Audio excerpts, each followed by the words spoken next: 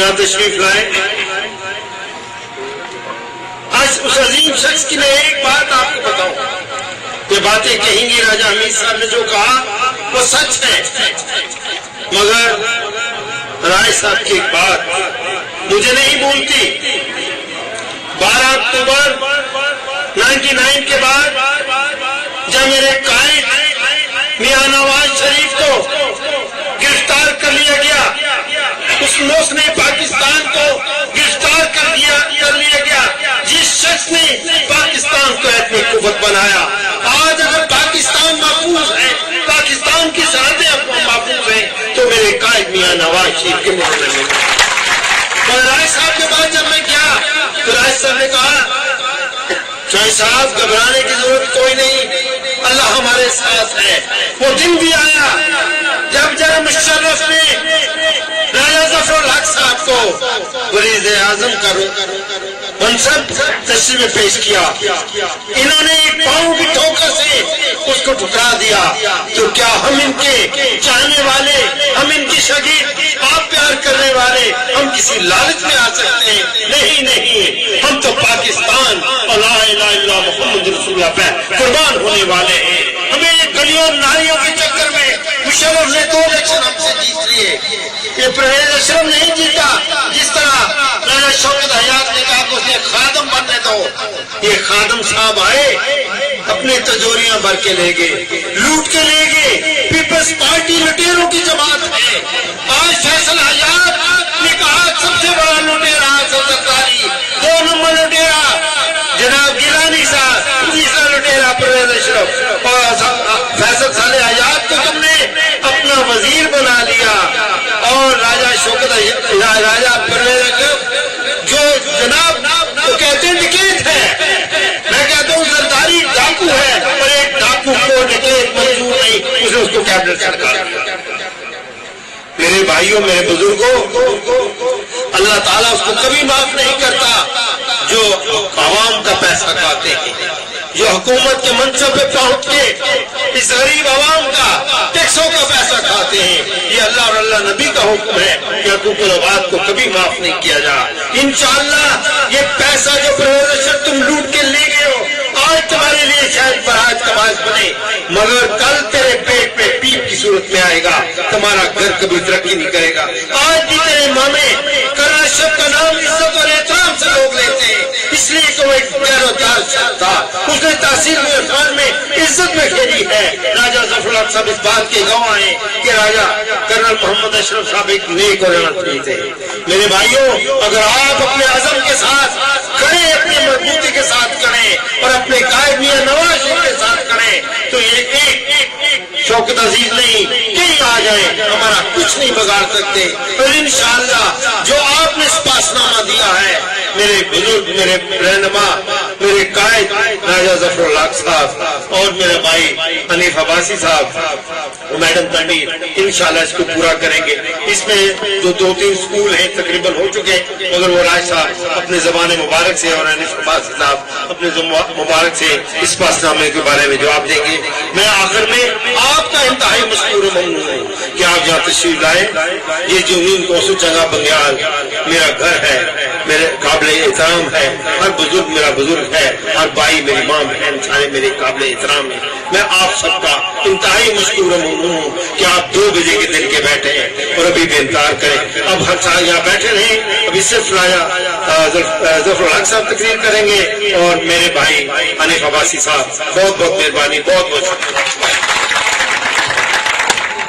بلا تاخیر آپ کے سامنے استقبال کیجیے گا ہمارے راولپنڈی کے شیر جناب محمد حنیف عباسی.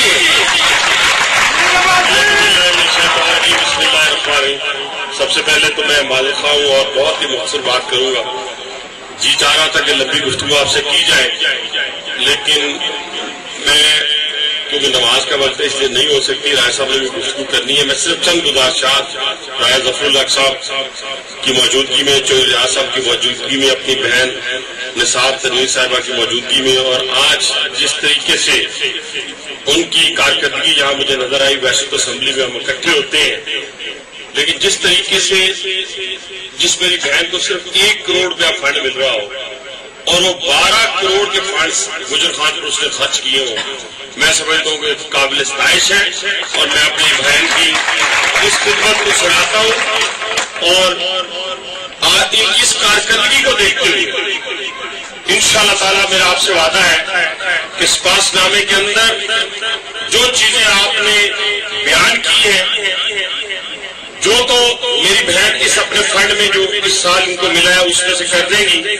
باقی ماندہ انشاءاللہ تعالیٰ میں اپنی بہن کو وزیر اعلیٰ پنجاب میاں شہباز شریف صاحب سے لے کر دوں گا، وائس کینڈی کے حوالے سے بھی، وہ بھی، اور یہ چودھری ریاض صاحب کی انشاءاللہ تعالیٰ رہنمائی میں یہاں پہ خرچ کریں گی۔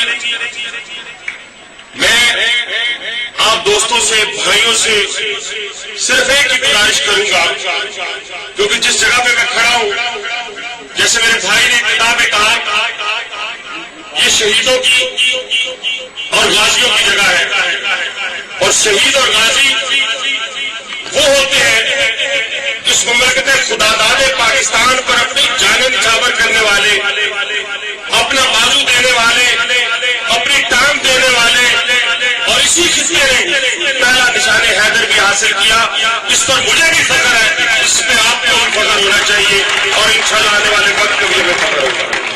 لیکن ایک بات جاتے جاتے میں آپ سے کہتا جاؤں کہ جو لوگ آج پاکستان کو اس کے دو قومی نظریے کی ختم کرنے کی بات کرتے ہیں، یا کہتے ہیں کہ یہ دو قومی نظریے کی بنیاد پر وجود میں نہیں آیا تھا، آج آپ کے اس کیس کے ذریعے ایک پاکستانی ہونے کی حیثیت سے یہ پیغام دیتا ہوں کہ انشاءاللہ تعالیٰ یہ پاکستان دو قومی نظریے کی بنیاد پر تا قیامت تابندہ رہے گا، زندہ رہے گا، اس کی طرف دیکھنے والا، اس کو نقصان پہنچانے والا نہ پاکستان میں رہے گا، نہ دنیا میں رہے گا نہ اللہ کا، اس کے نبی کا، پاکستان کا۔ اور میرے دوستوں، میں آج آپ سے یہ میسج، یہ پیغام، میں یہاں پہ آپ حکومت کی بات شروع کرتا تو شام کا وقت ہے، خدا کی قسم ایجوکیشن کی بات کرتا تو 2 گھنٹے چاہیے تھے، ہیلتھ کی بات کرتا تو 2 گھنٹے چاہیے تھے، اگر گڈ گورننس کی بات کرتا تو 2 گھنٹے چاہیے تھے۔ ایک پیغام میں آج کی لوکل ایڈمنسٹریشن کو دیتا ہوں، ایک پیغام، صرف ایک پیغام، اور میرا پیغام جو مجھے جانتے ہیں وہ اچھی طرح سن لیں کہ مجھے کسی چیز کی پرواہ زندگی میں نہیں ہوئی، اگر کبھی خوف ہوا تو ذات نہ ہوا، لیکن یہ میرے ذہن میں ہے کہ جو رات قبر میں ہے وہ پائے نہیں ہو سکتی، اور جو پائے ہے وہ اندر نہیں ہو سکتی۔ لیکن ایک بات کہتا ہوں، مجھے آج سکھایا آپ کے لیے کہ یہاں پر جھوٹے مقدمات بنائے جاتے ہیں۔ میں یہاں پر لمبی بات نہیں کرنا چاہتا، نہ یہاں کے لوکل سیاسی معاملات میں پڑھنا چاہتا ہوں، لیکن میں وزیر اعلیٰ پنجاب میاں شہباز شریف کا کارکن ہونے کی حیثیت سے صرف یہ میسج دینا چاہتا ہوں کہ